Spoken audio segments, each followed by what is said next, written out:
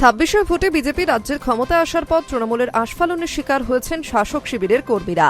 হাওড়ার বাগনানের প্রশান্ত দে তেমনই এক নাম।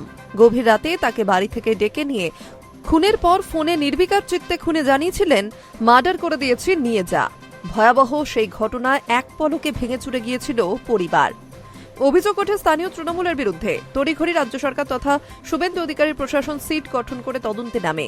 এবার সেই ভেঙে পড়া পরিবারের পাশে দাঁড়িয়ে সাহস জোগাতে এলেন খোদ মুখ্যমন্ত্রী।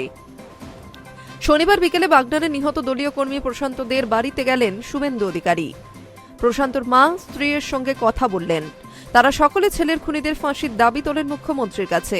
তাতে শুভেন্দু অধিকারী আশ্বাস দিলেন, এই হত্যার তদন্তে সিট বা বিশেষ তদন্তকারী দল তৈরি করে কাজ শুরু হয়েছে। খুনিদের সর্বোচ্চ শাস্তি অর্থাৎ ফাঁসি নিশ্চিত করতে যা করার সেটাই করবে সরকার। পাশাপাশি পরিবারের হাতে 5 লক্ষ টাকা আর্থিক সাহায্য তুলে দিয়েছেন তিনি। সেই সঙ্গে নিহত প্রশান্ত দের বড় মেয়েকে বিডিও অফিসে চুক্তিভিত্তিক কর্মী হিসেবে চাকরি দেওয়ার কথা ঘোষণা করেছেন মুখ্যমন্ত্রী শুভেন্দু অধিকারী।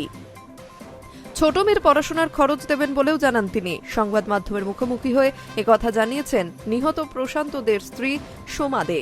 ঘটনা ঘটেছিল গত 17 জুন। বাগনানে 5 নম্বর মণ্ডলের 197 নম্বর বুথের সহসভাপতি মাটুল গ্রামের বাসিন্দা প্রশান্ত দে খুন হয়েছিলেন গভীর রাতে।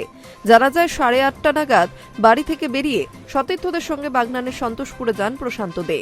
বিজেপির দাবি, একটি অনুষ্ঠান বাড়িতে যাওয়ার জন্য বেরিয়েছিলেন তারা। অভিযোগ, সেখানেই তার উপর হামলা চালায় তৃণমূলের দুষ্কৃতীরা।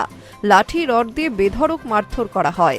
ঘটনাস্থলে মৃত্যু হয় প্রশান্ত দের। তার খোঁজে বারবার ফোন করেন বাড়ির লোকজন। কয়েকবার ফোন না ধরলেও শেষবার ফোনে জানানো হয়, মার্ডার করে দিয়েছি, নিয়ে যা, তোরা কেউ এলেও খুন করে ফেলবো। Hi news network.